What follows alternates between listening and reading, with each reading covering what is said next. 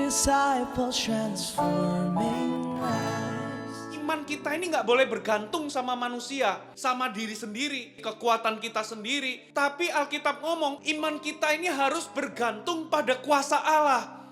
Jadi kalau kita ini mau punya hidup yang berkemenangan, hidup penuh dengan kuasa, kita perlu bergantung pada sumber kuasa. Dan sumber kuasa itu ialah Roh Kudus. Shalom semua. Senang sekali bisa ada bersama dengan Anda semua, dengan kalian semua. Selamat datang di Worship Day Before 30 Discipleship Kids. Hari ini Pastor Fuji rindu sampaikan firman Tuhan. Sebelumnya pernah nggak kalian semua bertanya-tanya, kenapa ya Tuhan yang kita sembah itu berkuasa, tapi kenapa banyak anak-anak Tuhan hidupnya nggak berkuasa? Kenapa Tuhan yang kita sembah itu maha kuasa, sementara kalau kita lihat kehidupan anak-anak Tuhan, kita melihat kok nggak sinkron, kok nggak sama Tuhannya berkuasa, tapi kok anak-anak Tuhannya itu hidupnya nggak berkuasa. Banyak anak-anak Tuhan hidupnya nggak bisa menang sama yang namanya dosa. Nggak bisa menang sama yang namanya pencobaan. Jadi bulan-bulanan iblis. Nggak bisa menang sama iblis. Padahal kita punya Tuhan yang berkuasa, seharusnya anak-anak Tuhan pun punya kuasa.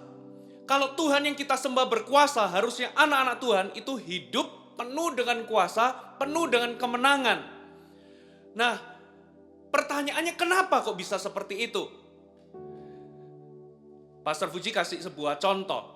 Satu kali anak Pastor Fuji yang kedua namanya Janice, waktu itu dia masih umur 5 tahun. Satu kali dia pengen pinjam laptopnya Pastor Fuji. Dia ngomong, "Papa, aku mau pinjam laptopnya, aku mau setelin laptop, aku mau lihat movie di laptop." Ya udah sana. Akhirnya dia coba otak-atik laptopnya, lalu seperti biasa chargernya dicolokin di stop kontak supaya dialiri listrik. Lalu dia otak-atik 5 menit, laptopnya nggak nyala-nyala. Lalu dia tanya, "Pak, laptopnya nggak bisa nyala." Loh, coba lagi. Mungkin chargernya kurang dicolokin atau mungkin baterainya habis.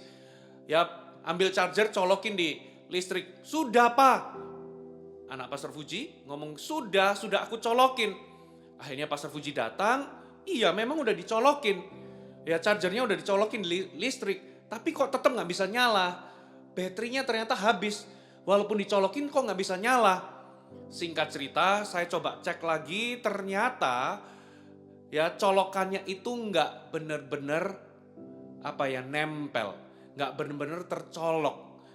Akhirnya saya sedikit kasih dorongan, gitu ya, pakai tenaga, akhirnya klek, dan laptop itu bisa menyala. Jadi ternyata laptop itu nggak bisa nyala, karena apa? Karena kabelnya atau stekernya nggak benar-benar tercolok di stop kontak, makanya tidak ada listrik yang mengalir, sehingga laptopnya nggak bisa nyala. Banyak anak Tuhan juga begitu. Banyak dari kita, anak-anak Tuhan, kelihatannya punya hubungan dengan Tuhan. Kelihatannya punya hubungan dengan Roh Kudus. Tapi sayangnya nggak benar-benar punya hubungan. Cuman kelihatannya punya hubungan. Sama seperti kabel tadi, kelihatannya nempel di colokan. Tapi nggak benar-benar tercolok, nggak benar-benar nempel. Sehingga nggak ada listrik. Itulah penyebab kenapa banyak anak Tuhan gak punya kuasa. Karena mereka gak punya hubungan dengan Roh Kudus. Satu kali misalnya, kalau kalian itu papa mama kalian punya kulkas di rumah, itu rusak. Lalu papa mama kalian pergi ke toko elektronik beli kulkas yang baru. Lalu misalnya harga kulkasnya itu mahal sekali, 100 juta. Tapi itu kulkas otomatis. Begitu kalian datang, gitu ya, di depannya kalian nggak perlu pakai tangan untuk buka pintunya, pintu itu bisa terbuka sendiri, pintu kulkasnya. Lalu kalau kalian sodorin dengan gelas, lalu airnya itu bisa keluar sendiri. Terserah kalau kalian ngomong dingin, maka itu air dingin keluar. Kalau panas, itu air panas keluar. Gitu ya. Ini kulkas luar biasa. Ini kulkas otomatis. Lalu ketika kulkas sudah dikirim di rumah, ya, lalu papa mama kalian beli es krim, beli buah-buahan dimasukin di kulkas, ya, keesokan harinya ternyata es krimnya leleh semua, buahnya layu semua. Ternyata kulkasnya nggak dingin. Lalu papa mama kalian komplain, ya, ke toko elektronik, ini kulkasnya kenapa kok nggak nyala? Lalu eh, petugasnya itu ngomong begini, Pak coba dicek, biasanya ya kulkas itu ada lampu yang di sebelah dalam itu kalau dibuka itu lampunya akan menyala. Kira-kira lampunya nyala nggak? Nggak nyala. Oh begini Pak, jangan-jangan coba lihat kabelnya. Kabelnya itu tercolok nggak ke listrik? Oh tercolok kok. Ya, waduh Bapak petugasnya merasa heran, kenapa ya sudah tercolok tapi kok nggak nyala gitu ya. Apakah kulkasnya yang rusak? Coba Pak, ya petugasnya ngomong coba Pak dicek sekali lagi itu benar-benar tercolok nggak ke listrik. Akhirnya papa mama kalian ya coba colokin ke listrik, ternyata benar. Ternyata dia nggak benar-benar nempel di colokan. Cuman kelihatannya nempel tapi nggak benar-benar terhubung dengan listrik. Ketika dicolokin benar-benar, kulkas itu bisa menyala. Nggak peduli kulkas itu sehebat apa, nggak peduli kulkas itu secanggih apa, kalau kulkas itu nggak terhubung dengan listrik, dengan sumber listrik, maka kulkas itu tidak ubahnya hanya sekedar kotak yang tidak berguna. Sama seperti hidup kita, harusnya kehidupan anak-anak Tuhan itu berkuasa, mampu kalahkan godaan, mampu menang terhadap dosa, mampu menang terhadap pencobaan, mampu menang terhadap situasi yang menghimpit kita. Harusnya kita ini tampil sebagai pemenang. Harusnya kita ini berkuasa karena kita punya Tuhan yang berkuasa. Tapi sayangnya kenapa banyak anak Tuhan itu lemah?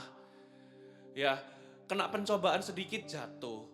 Kena situasi yang menekan sedikit gampang meninggalkan Tuhan. Gampang kecewa, gampang kepahitan. Kenapa? Karena mereka tidak punya hubungan dengan Roh Kudus. Mereka nggak punya kuasa karena nggak terhubung dengan sumber kuasa. Mari kita coba lihat firman Tuhan ya. Kita buka sama-sama di 1 Korintus pasal yang kedua ayat 4 dan 5. Perhatikan. Baik perkataanku maupun pemberitaanku tidak kusampaikan dengan kata-kata hikmat yang meyakinkan, tetapi dengan keyakinan akan kekuatan roh. Roh di sini kekuatan Roh Kudus. Ini roh huruf besar. Supaya, coba garis bawahi, iman kamu jangan bergantung pada hikmat manusia, tetapi pada kekuatan Allah atau pada kuasa Allah. Jadi ternyata sama seperti kulkas, itu nggak didesain atau diciptakan untuk berdiri sendiri. Ternyata kulkas itu untuk bisa berfungsi, dia harus tercolok kepada sumber kuasa. Sama seperti hidup kita, ternyata Tuhan mendesain hidup kita itu nggak bisa berdiri sendiri. Kita ini harus bergantung kepada sumber kuasa. Firman Tuhan ngomong, supaya iman kita nggak bergantung kepada hikmat manusia. Iman kita ini nggak boleh bergantung sama manusia, sama diri sendiri, hikmat kita sendiri, kekuatan kita sendiri. Tapi Alkitab ngomong iman kita ini harus bergantung pada kekuatan Allah. Iman kita ini harus bergantung pada kuasa Allah. Jadi kalau kita ini mau punya hidup yang berkemenangan, hidup penuh dengan kuasa, kita nggak bisa berdiri sendiri, bergantung kepada kekuatan sendiri, mengandalkan kekuatan sendiri. Kita perlu bergantung kepada kuasa Allah. Kita perlu bergantung pada sumber kuasa. Dan sumber kuasa itu ialah Roh Kudus. Kita perlu punya hubungan dengan Roh Kudus. Sama seperti kulkas, kalau nggak tercolok dia nggak berguna. Sama seperti hidup kita, kalau nggak terhubung dengan Roh Kudus, nggak punya hubungan dengan Roh Kudus, kita juga nggak berguna. Kita jadi kalah sama setan, kalah sama dosa, kalah sama pencobaan. Makanya hari ini Pastor Fuji mau setiap kita, setiap anak-anak Tuhan punya hubungan dengan Allah Roh Kudus. Nah pertanyaannya Pastor Fuji, gimana caranya aku bisa punya hubungan dengan Roh Kudus?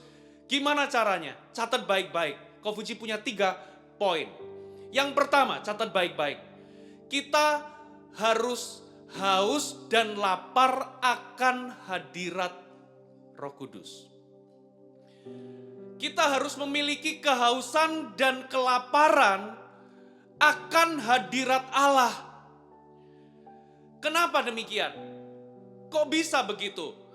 Karena kunci untuk kita bisa mengalami Roh Kudus adalah ketika Roh Kudus menemukan seseorang yang haus dan lapar akan dirinya. Coba kita lihat firman Tuhan ya di Yesaya pasal yang ke-44. Yesaya 44 kita baca di ayat yang ketiga. Perhatikan firman Tuhan. Sebab aku akan mencurahkan air ke atas apa? Kita baca sama-sama. Tanah yang haus.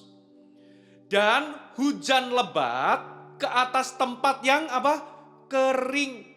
Aku akan mencurahkan Roh Kudusku ke atas keturunanmu dan berkatku ke atas anak cucumu. Jadi firman Tuhan memberikan janji seperti ini. Aku akan mencurahkan Roh Kudusku ke atas keturunanmu dan berkat-berkatku ke atas anak cucumu. Jadi Tuhan itu rindu mencurahkan rohnya kepada kita semua. Tuhan itu rindu mencurahkan Roh Kudusnya kepada kita semua. Tapi ayat ini juga berbunyi, ternyata Roh Kudus itu akan tercurah itu ke tanah yang haus.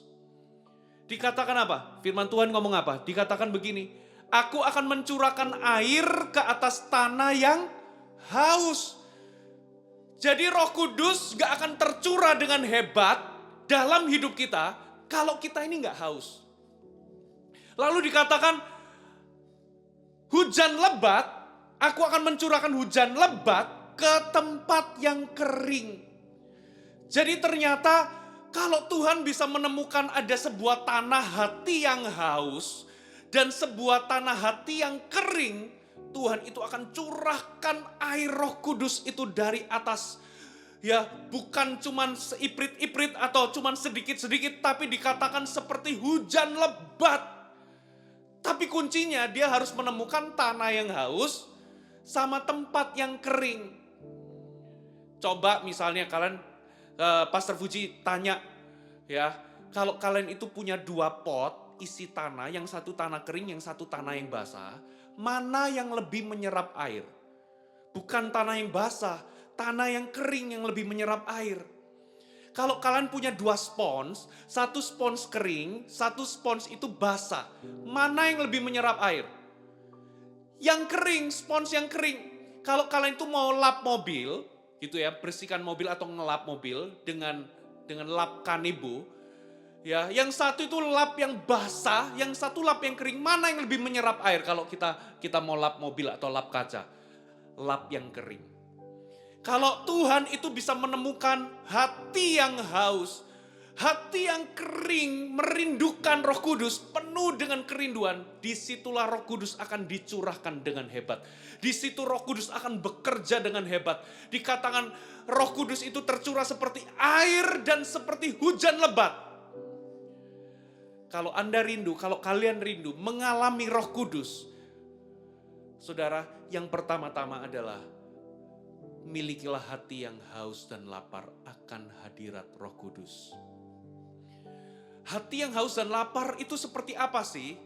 Gini loh. Kalau kalian itu lari di padang gurun atau di padang pasir, tapi lupa bawa bekal, lalu tiba-tiba saudara itu haus, kehausan, sampai bibir itu kering, lidah itu lengket sama langit-langit, haus sekali. Coba bayangin itu jam 12 siang, kalian itu lari di padang pasir gitu ya, panas sekali lalu lupa bawa botol minum.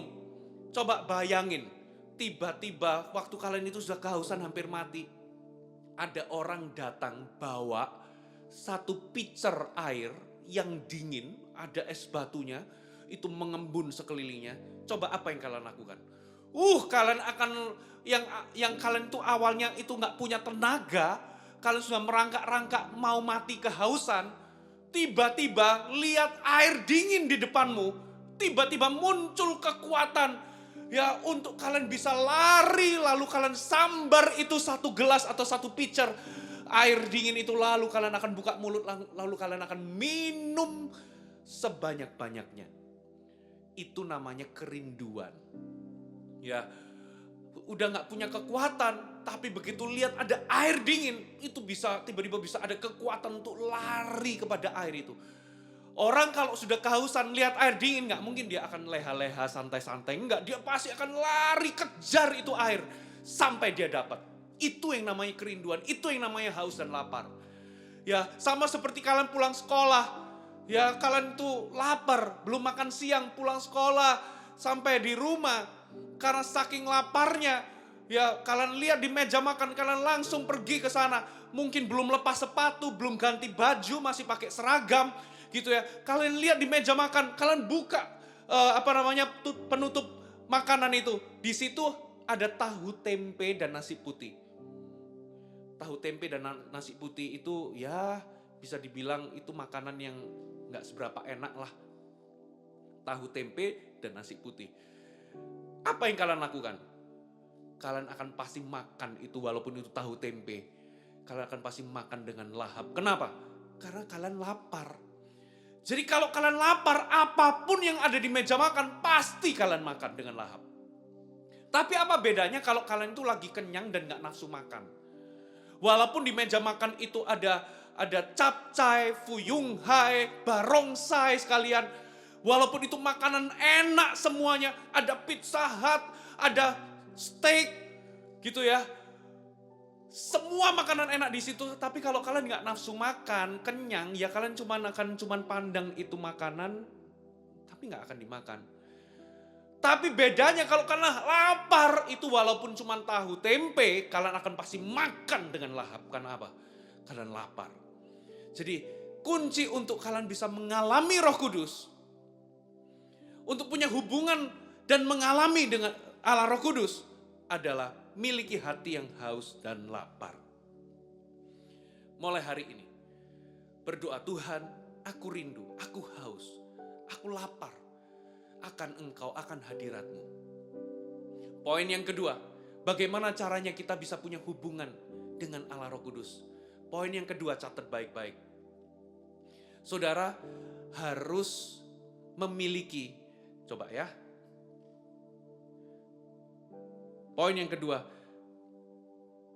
saudara harus memiliki hati yang rindu untuk mengenal pribadinya. Kalau kalian mau punya hubungan yang benar dengan Roh Kudus, kalian harus punya hati yang rindu untuk mengenal pribadinya. Mari kita baca ayatnya, Yohanes pasal yang Yohanes 16. Kita baca di ayat yang ke-13. Yang sudah ketemu katakan amin. Yohanes 16 ayat 13. Tetapi apabila ia datang, yaitu roh kebenaran, yaitu Roh Kudus, ia akan memimpin kamu ke dalam seluruh kebenaran. Ia tidak akan berkata-kata dari dirinya sendiri, tetapi segala sesuatu yang didengarnya, itulah yang akan dikatakannya. Dan ia akan memberitakan kepadamu hal-hal yang akan datang. Perhatikan, firman Tuhan ngomong apabila ia datang. Ia. Berarti dia atau Roh Kudus itu seorang pribadi. Alkitab nggak ngomong kalau itu datang. Roh Kudus itu bukan itu, Roh Kudus itu ia. Berarti Roh Kudus itu bukan benda. Tapi dia adalah tapi dia adalah seorang pribadi. Bahkan dikatakan dia itu bisa berkata-kata. Ya, dikatakan Roh Kudus itu tidak berkata-kata dari dirinya sendiri. Berarti Roh Kudus itu bisa ngomong. Segala sesuatu yang didengarnya, berarti Roh Kudus itu bisa mendengar. Dia itu seorang pribadi sama seperti kita semua. Dia itu bisa punya pikiran, dia bisa merasakan, dia bisa berduka, dia bisa bersuka cita. Ya, dia bisa apa ya? Dia bisa didukakan kalau kita menyakiti hatinya. Dia bisa merasa bersukacita kalau kita menyenangkan hatinya. Dia bisa berpikir, dia bisa ngomong. Saudara, dia seperti kita karena dia adalah seorang pribadi. Kunci untuk kalian bisa punya hubungan dengan Roh Kudus adalah saudara harus punya hati untuk mengenalnya. Tapi saudara nggak mungkin bisa mengenalnya kalau saudara nggak paham kalau dia adalah seorang pribadi. Banyak orang itu berpikir Roh Kudus itu cuman sekedar kuasa. Atau cuman sekedar pengaruh.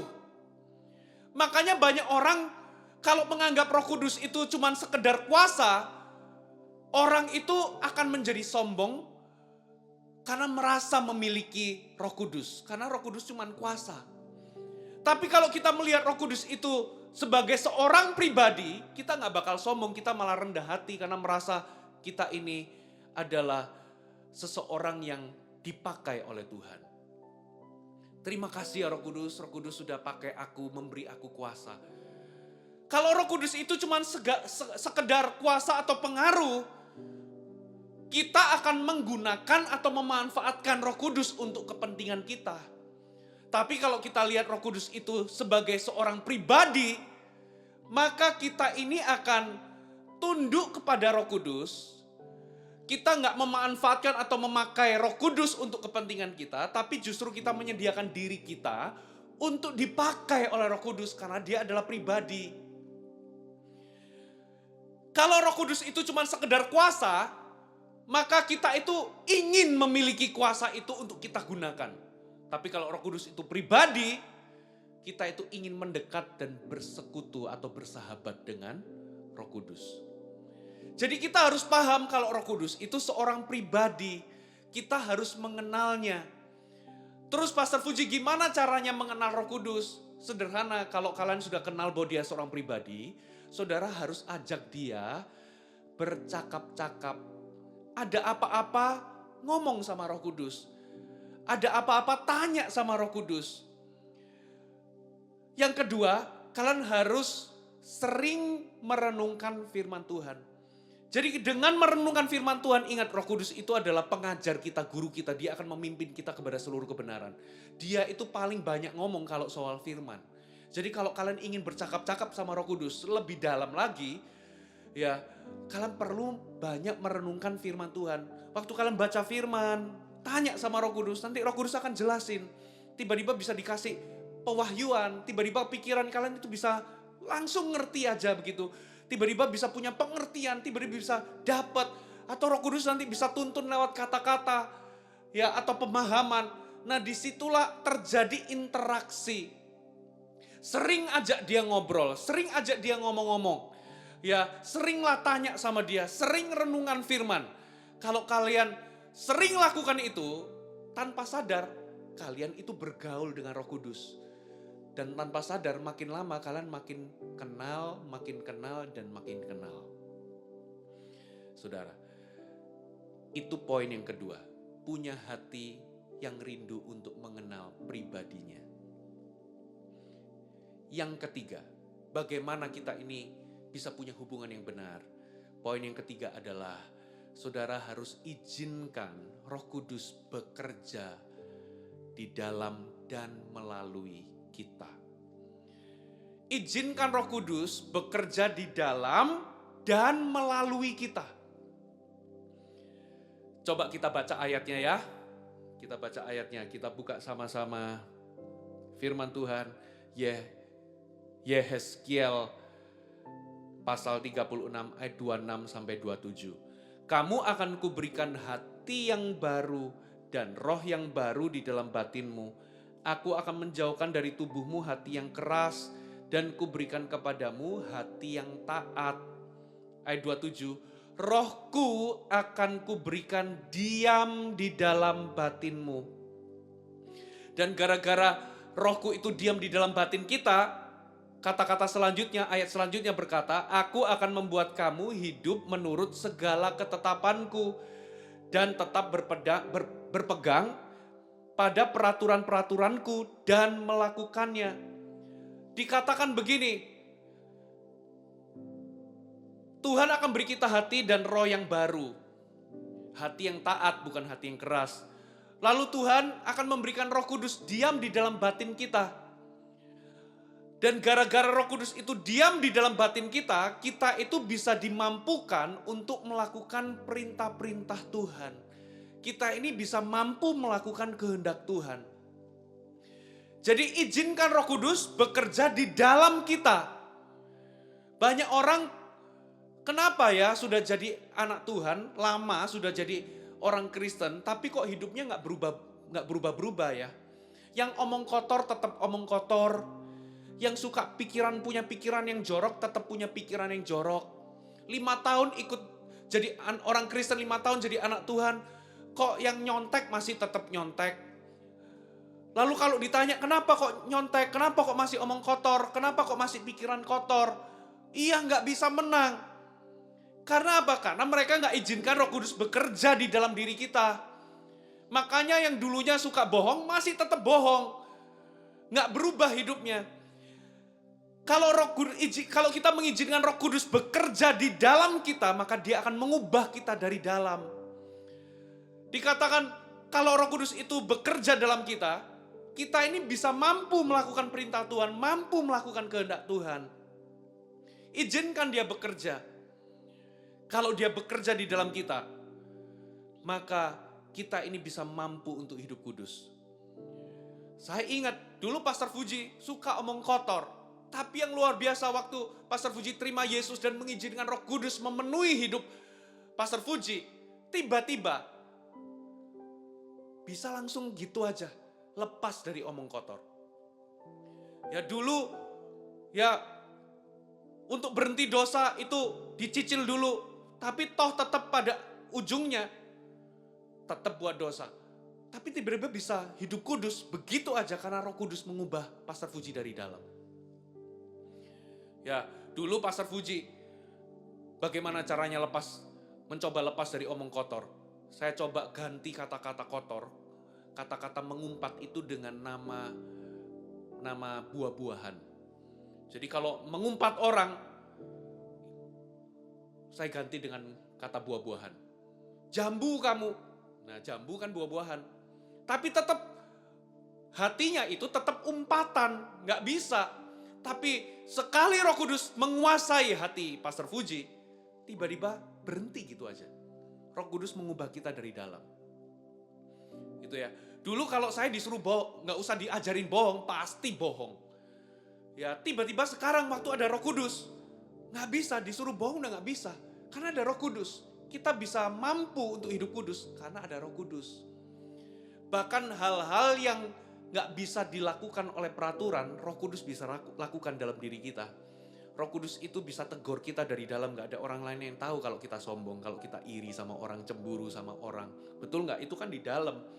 Ya waktu kita melayani Tuhan, bisa loh kita ini melakukan hal-hal yang benar. Contohnya menjadi pemain musik, menjadi pemimpin pujian, menjadi singers. Itu kan bukan dosa, itu kan hal-hal yang baik, itu hal-hal yang benar.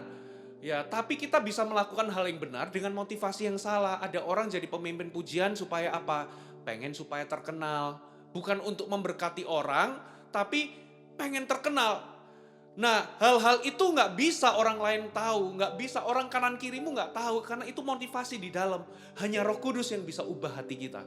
Makanya kita perlu mengizinkan Roh Kudus bekerja di dalam kita. Ya, bukan hanya bekerja di dalam, tapi Roh Kudus ingin bekerja melalui kita. Katakan melalui kita.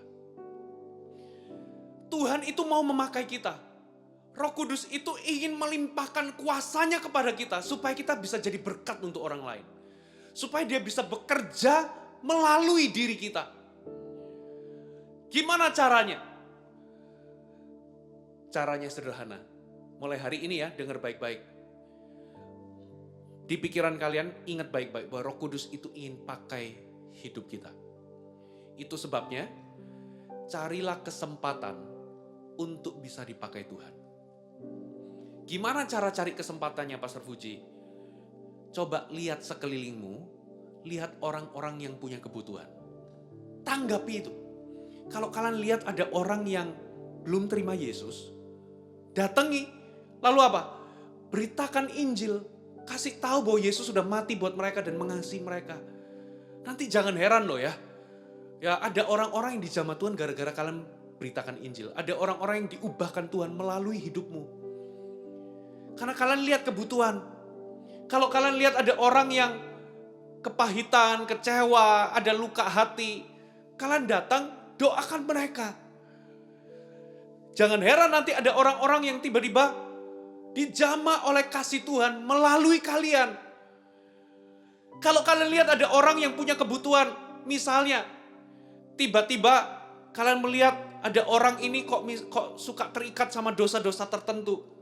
Datangi, doakan kelepasan, tengking ikatan dosa atau tengking kuasa roh jahat. Patahkan itu dalam nama Yesus. Doakan, jangan kaget kalau kalian lihat ada orang-orang dibebaskan hidupnya melalui kalian. Harus rajin melihat kebutuhan. Kalau lihat ada orang sakit, langsung datengin, jangan kabur, datengin, tawarkan, boleh nggak aku berdoa untukmu supaya kamu sembuh. Jangan kaget waktu kalian tumpang tangan dan kalian tengking penyakit untuk pergi dalam nama Yesus. Tiba-tiba orang itu bisa mengalami kesembuhan. Jangan kaget, saudara. Nah, Tuhan itu akan bekerja dengan aktif melalui anak-anak Tuhan yang aktif melihat kebutuhan orang dan menjawabnya. Lihat, urapan Roh Kudus akan bekerja melaluimu. Kuasa Allah akan bekerja melaluimu. Berikutnya apa yang perlu kalian lakukan? Jangan pernah tolak orang-orang yang dikirim Tuhan kepadamu. Layani mereka dan jangan menghindar orang-orang yang dikirim Tuhan kepadamu. Kalau misalnya tiba-tiba ya tetangga kalian ada yang kesurupan atau kerasukan setan. Lalu tetangga kalian bawa ke kalian. Lah, gak ada papa mama, gak ada kakak-kakak Eagle Kids yang lain. Kalau itu dikirim kepadamu, jangan takut, jangan kabur, jangan lari, layani, tengking dalam nama Yesus, setan pergi. Jangan heran, walaupun kalian masih muda, umurnya masih belasan tahun, tapi setan akan pergi. Orang itu akan dilepaskan melalui kalian. Jadi jangan tolak, jangan hindari orang-orang yang dikirim Tuhan padamu. Kalau tiba-tiba kalian ada orang tanya sama kalian tentang Yesus, jangan kabur. Ceritakan tentang Yesus, ceritakan tentang hidup kalian, bagaimana kalian itu mengenal Tuhan. Lihat nanti mereka lahir baru gara-gara kalian. Kalau ada orang, ya, misalnya kalian lagi pergi makan, ya sama orang tua, sama ada om tante, teman-temannya orang tua kalian, kalau pas makan terus kalian ditunjuk, walaupun kalian masih kecil, masih muda, ditunjuk, ayo kamu yang pimpin doa ya. Jangan ditolak. Oke, gak apa-apa walaupun doanya belepotan, gak apa-apa walaupun sedikit malu. Berani pimpin doa. Nanti siapa tahu ya ada orang-orang yang membutuhkan gara-gara lihat kalian itu berani pimpin doa. Orang itu kalau mau tanya-tanya soal Tuhan, walaupun mereka lebih tua, mereka tanya sama kalian. Ya, kalau ada orang sakit dikirim kepadamu untuk didoakan, jangan kabur. Tumpang tangan, sebut penyakitnya, nyeri, pergi dalam nama Yesus. Ya, misalnya ada orang tua sakit diabetes, sebut namanya, diabetes, pergi dalam nama Yesus. Layani mereka. Jangan kabur. Lihat, walaupun kalian masih muda, walaupun masih umurnya belasan tahun, Tuhan bisa lakukan banyak perkara. Saya mau ceritakan, Pastor Fuji juga sama. Ya, satu kali Pastor Fuji datang di mall, tiba-tiba lihat ada orang pincang jalannya. Lalu Pastor Fuji memberanikan diri mendekati, lalu tanya, Bapak boleh nggak saya mendoakan Bapak? Ternyata kakinya itu pendek sebelah, itu sekitar 10 cm. Lalu masih agak deg-degan. Lalu orang itu duduk, Pastor Fuji angkat kakinya, lalu saya perintahkan kaki itu untuk tumbuh. 1 menit pertama nggak terjadi sesuatu. Waduh, saya udah keringet dingin. Ya, tapi tetap saya doakan. Kaki tumbuh sekarang dalam nama Yesus. Kaki saya lupa kaki kanan atau kaki kiri. Tapi begitu saya Pastor Fuji tekun, doakan tengking dalam nama Yesus atau perintahkan kaki itu pergi. Singkat cerita, tiba-tiba kaki itu tumbuh dan bapak itu terkejut lalu nangis. Itu di mall. Satu kali ada seorang ibu-ibu datang, gitu ya. Minta didoakan waktu itu di Bukit Doa Immanuel. Seorang ibu-ibu didoakan. Ya, ternyata dia minta didoakan supaya matanya sembuh. Ternyata dia punya mata minus. Saya doakan, gitu ya. Nggak sampai 5 menit.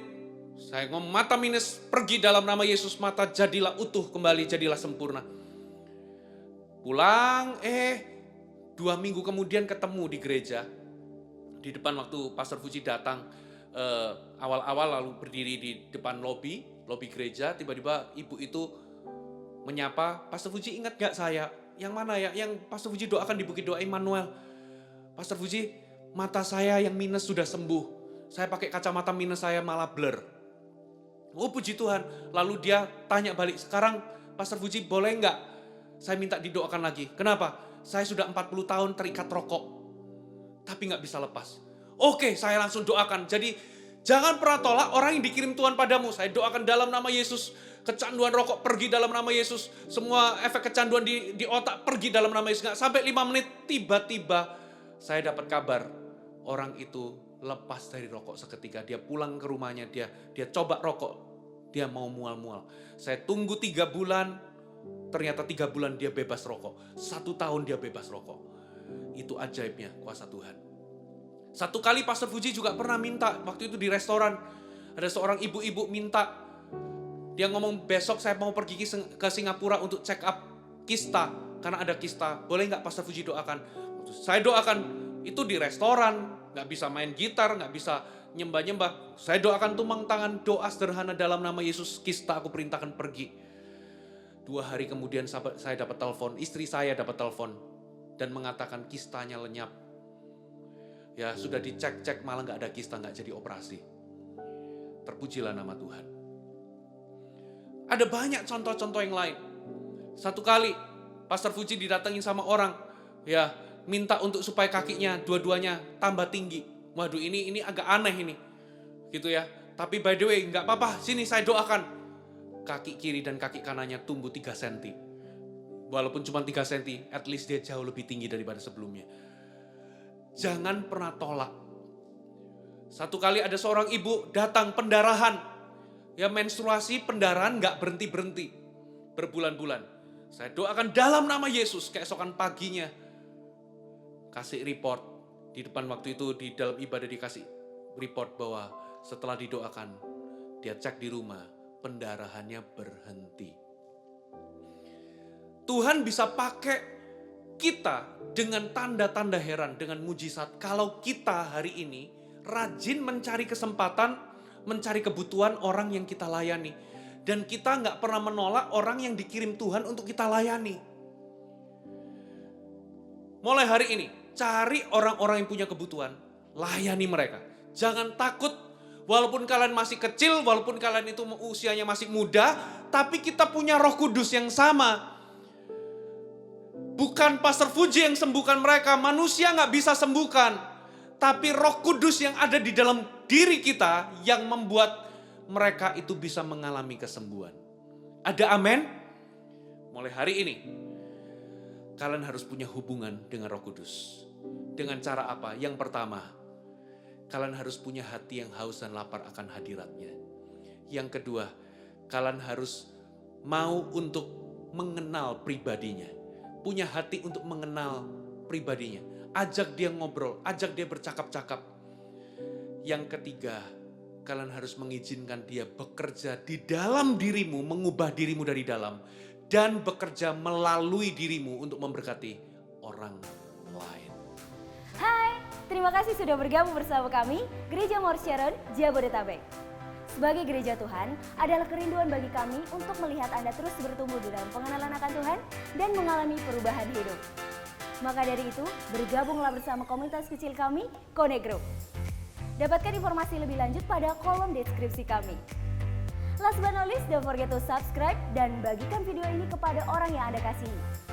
Thank you for joining us and see you next time.